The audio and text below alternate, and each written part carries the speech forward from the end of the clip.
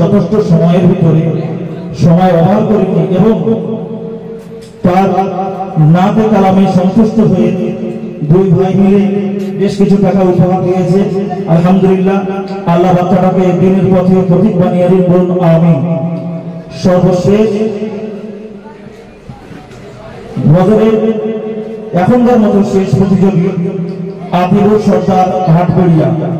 এরপরে আবার আমরা ক্রীড়া পর্বে ফিরে যাব।